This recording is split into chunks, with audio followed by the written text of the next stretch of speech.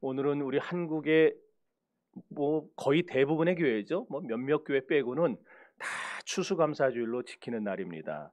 우리가 언제나 감사해야 되겠지만 특별히 오늘 같은 날은 더 하나님의 은혜를 기억하고 생각하면서 감사해야 할 것입니다.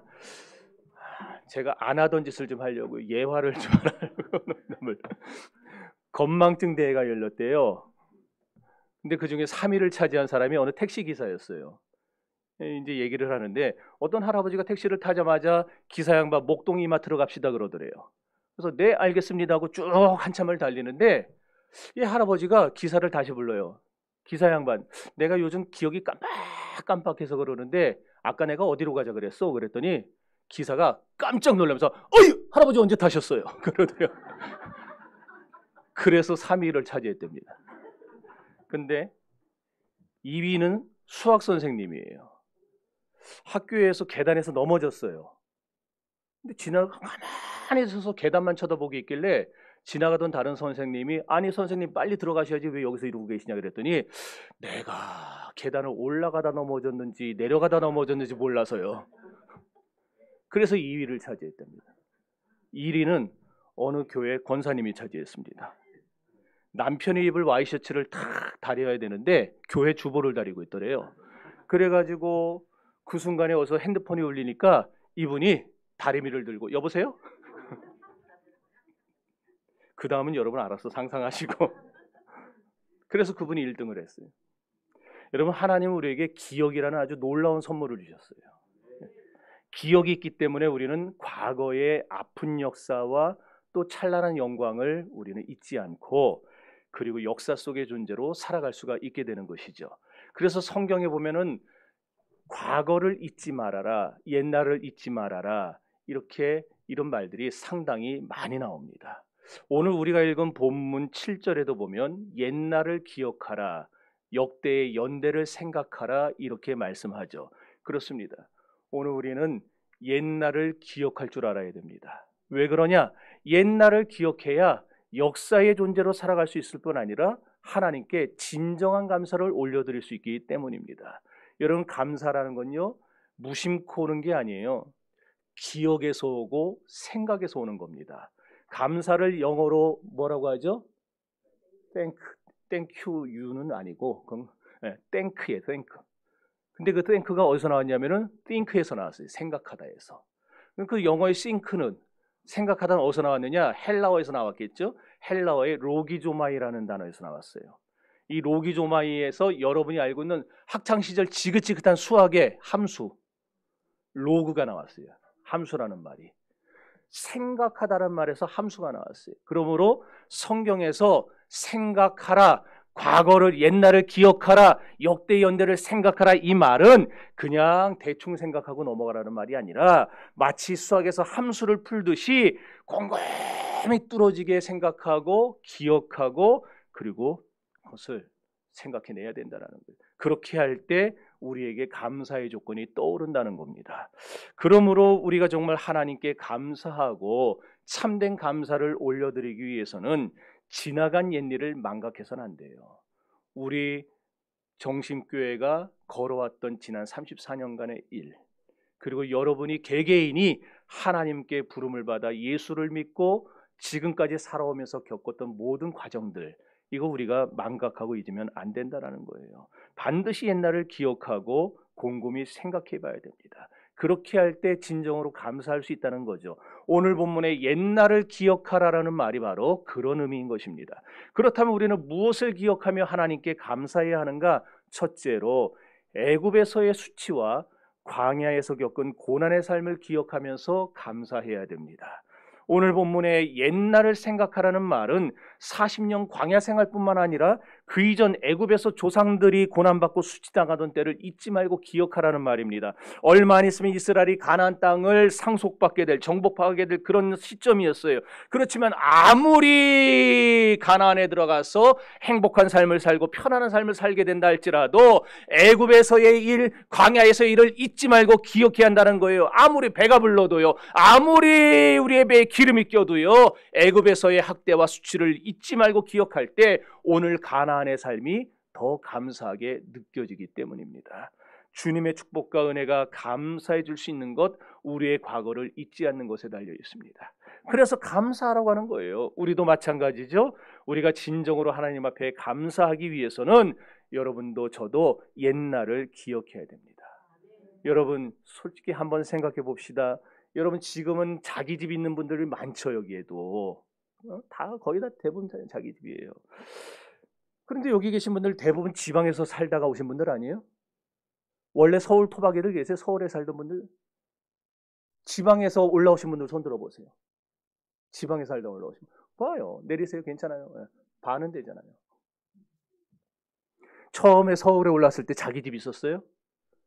다 전세 살. 그것도 아니면은 전세도 아니고 월세 살았죠. 월세 살고 그것도 번듯한 지상에 사는 게 아니고 햇빛도 잘 안 들어오고 곰팡이 냄새 꿉꿉한 그런 반지하에서 그러고 살았잖아요.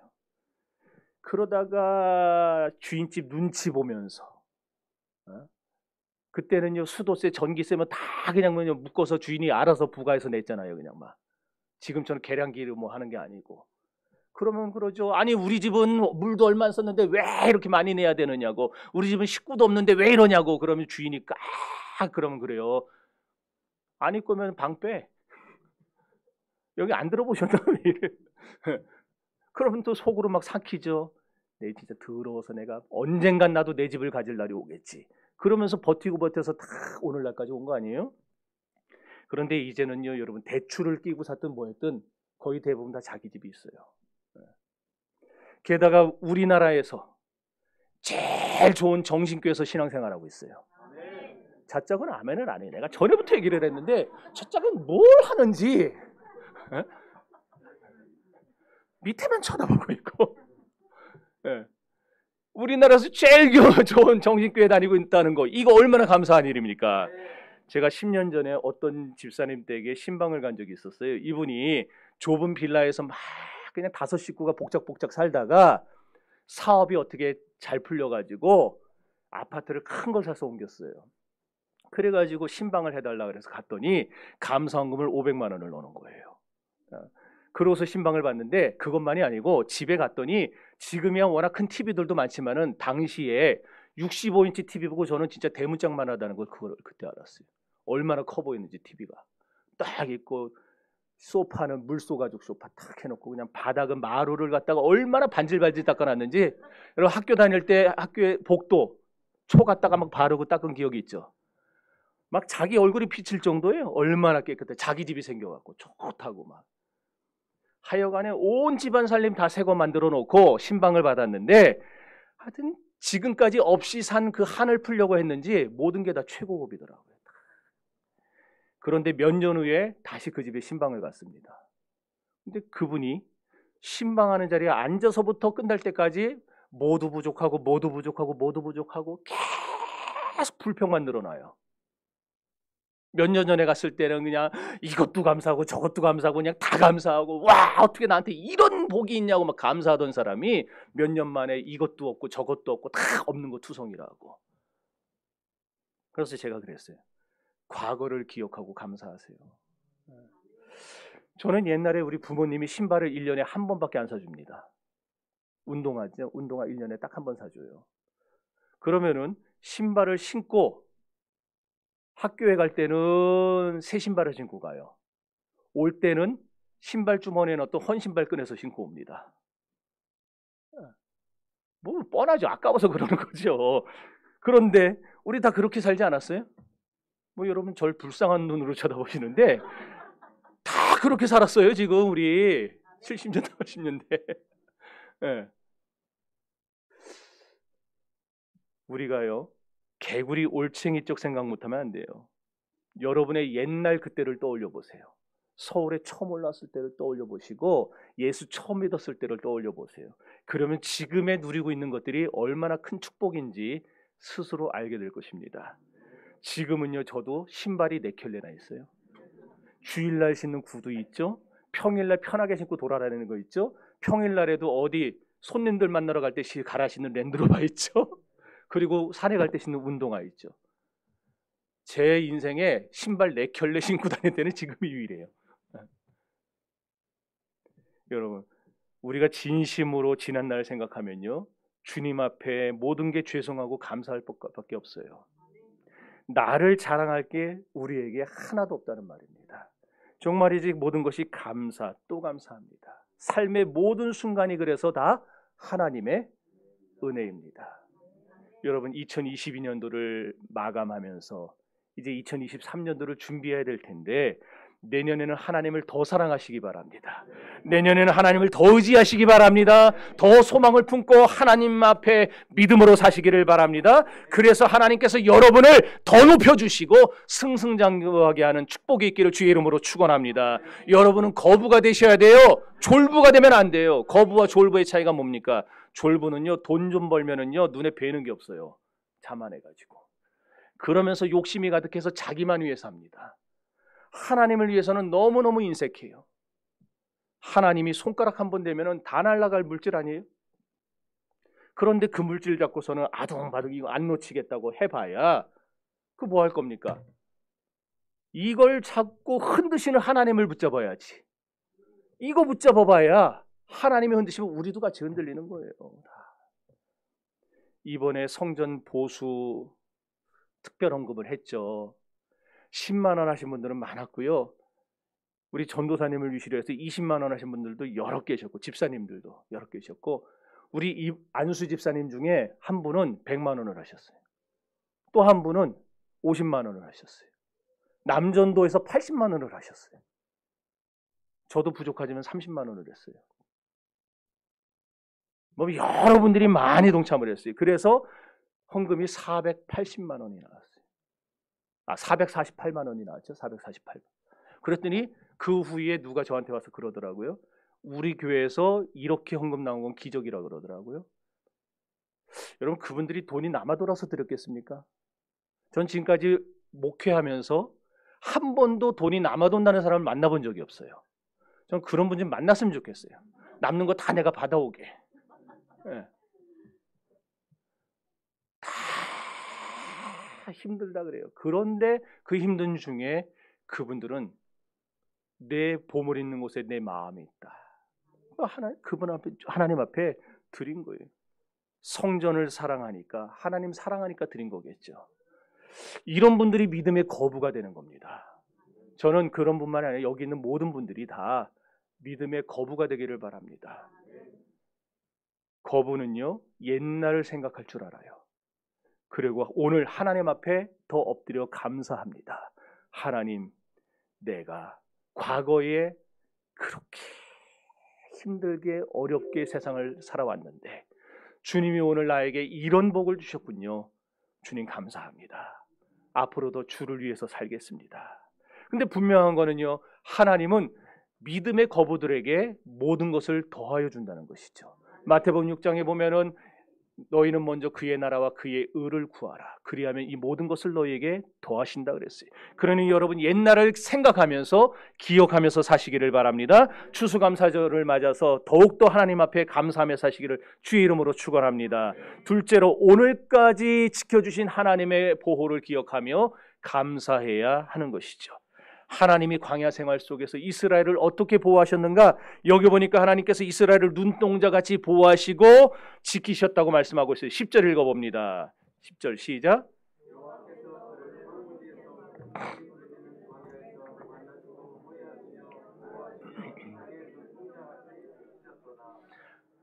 인간의 몸, 신체 기관 중에 가장 약한 기관이 어딜까요?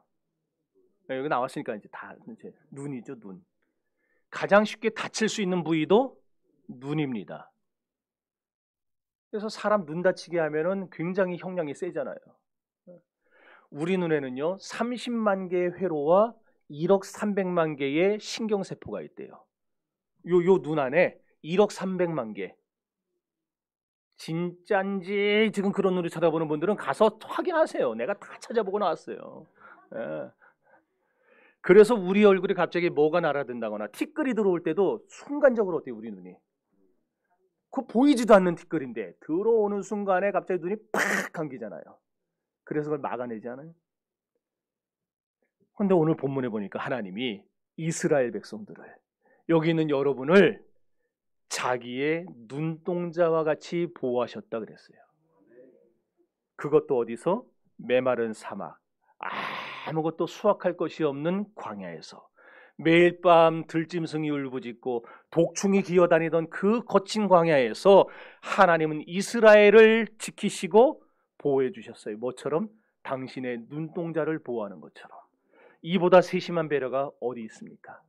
이보다 극심한 사랑이 어디 있냔 말입니다. 하나님은 날마다 그들을 만나 주셨고 그들을 보호하시고 호위해 주셨어요. 낮에는 구름기둥으로 밤에는 불기둥으로 그들을 인도해 주셨고 만나와 메추라기로 그들의 양식을 끊어지지 않게 해주셨어요. 물이 없을 때에는 반석을 쳐서 물을 내주셨고 사막에 꽃이 피어 향내가 나게 하시는 것 같은 새로운 축복으로 그들과 함께해 주셨습니다. 바로 이런 하나님의 보호와 축복을 잊지 말면서 살아가라는 얘기입니다. 오늘 우리도 마찬가지죠. 여러분, 지난 모든 세월을 생각할 때에 하나님이 얼마나 우리를 보호해 주셨습니까? 다 한 번 이상은 죽을 고비를 넘겨본 적 있지 않습니까? 살면서 여기 단 한 번도 죽을 고비 안 넘겨본 분 있으세요? 그러면은요, 죽을 고비 안 만난 게 더 기적이에요. 그러니 그것 또한 하나님의 보호 기적인 줄 알고 더 감사하셔야 됩니다. 암에 걸렸다 고침받은 사람 감사하겠죠. 그러나 암병이 애초부터 안 든 사람은 더 감사한 거 아니겠어요? 사고에서 기적적으로 살아난 거 얼마나 감사합니까? 제가 정면으로 중앙선 넘어서 저를 들이받은 트럭, 근데 살았어요.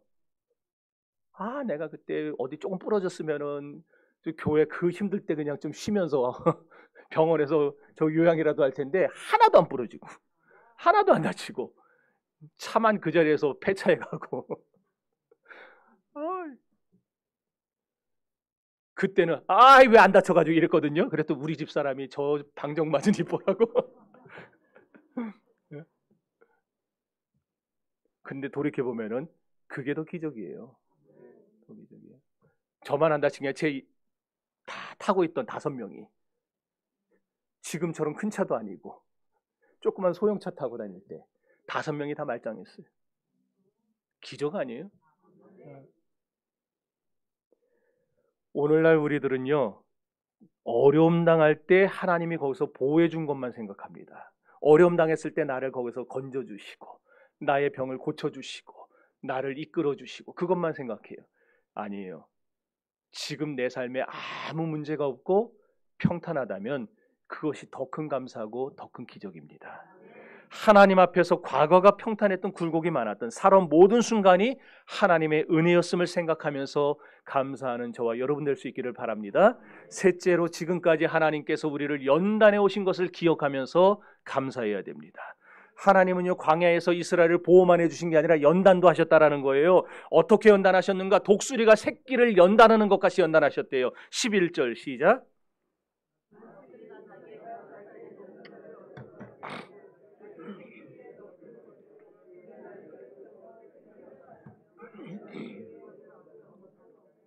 독수리는요, 생태학적으로 보금자리를 아무나 접근 못하는 아주 아슬아슬한 벼랑이나 절벽 위에다 짓죠.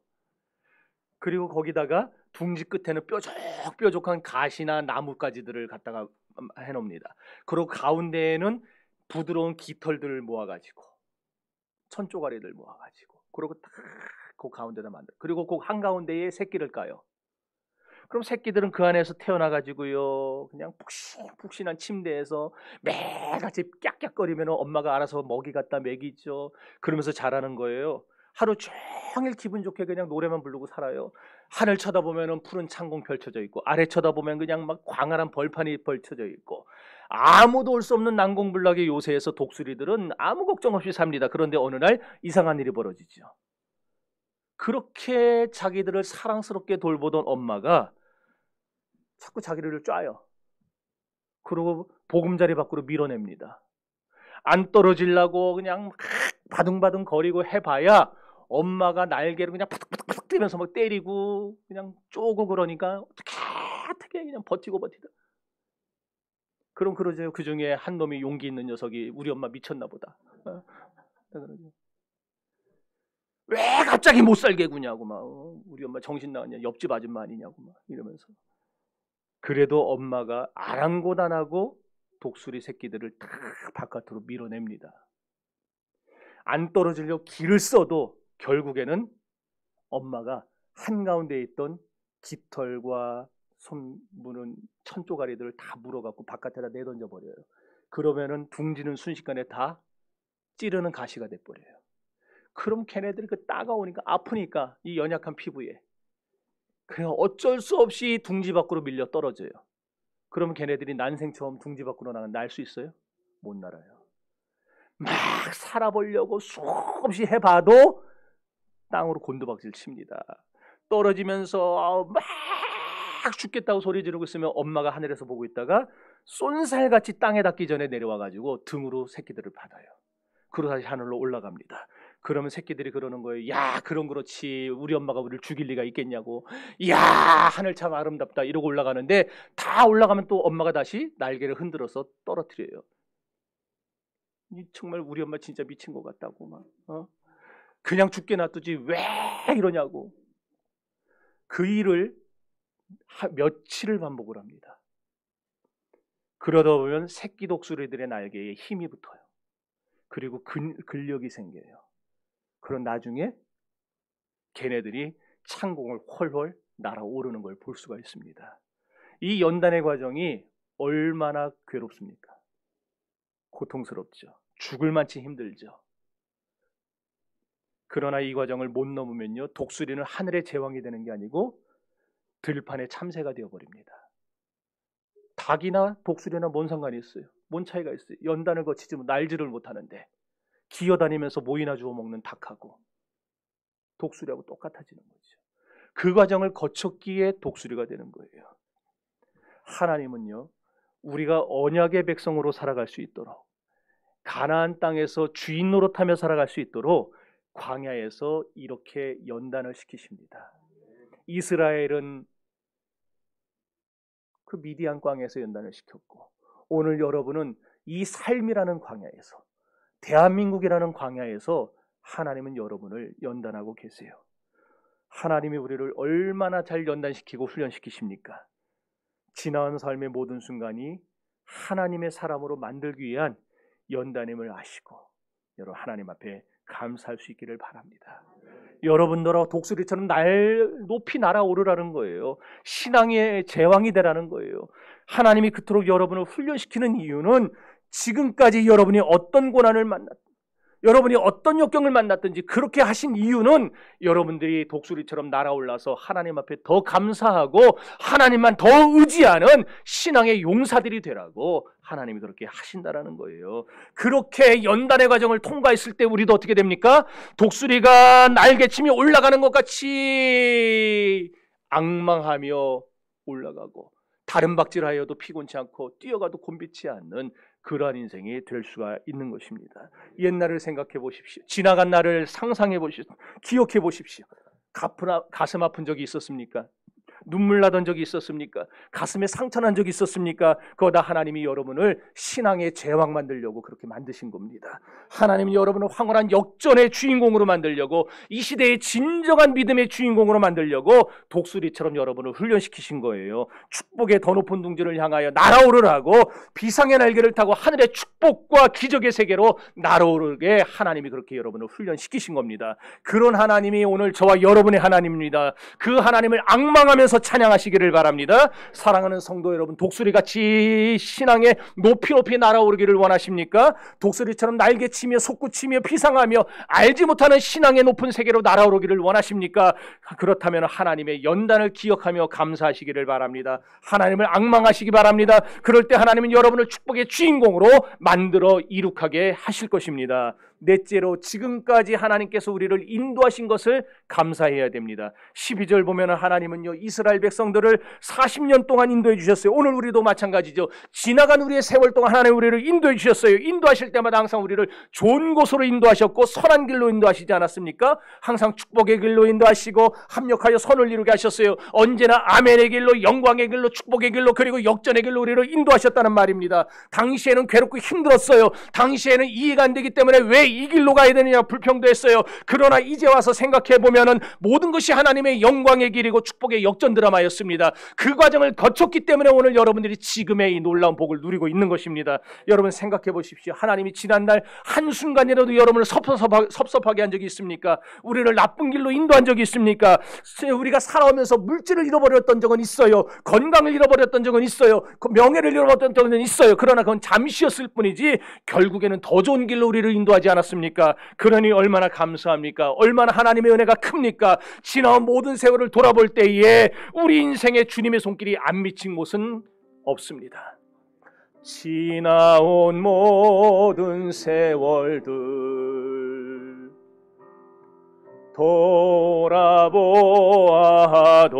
돌아보아도 그 어느 것 하나 주의 손길 안 미친 것 전혀 없네.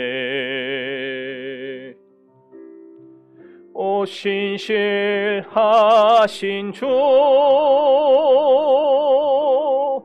오 신실하신 주, 내 너를 떠나지도 않으리라. 내 너를 버리지도 않으리라. 약속하셨던 주님, 그 약속을 지키사 이후로도 영원토록 나를 지키시리라 확신하네. 성도 여러분, 옛날을 기억합시다. 옛날을 기억해보면 모든 순간이 하나님의 보호요 연단이요 은혜였음을 깨닫게 될 것입니다. 우리 모두 옛날을 생각하며 사십시다.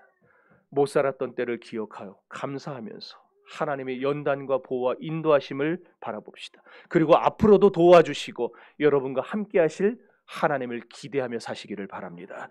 그럴 때 우리에게 기적이 일어나고 더 큰 은혜가 임할 줄 믿습니다. 그래서 여기 있는 여러분 모두가 다 역전의 주인공, 기적의 주인공들이 되시기를 주님의 이름으로 축원합니다. 다 같이 기도합시다.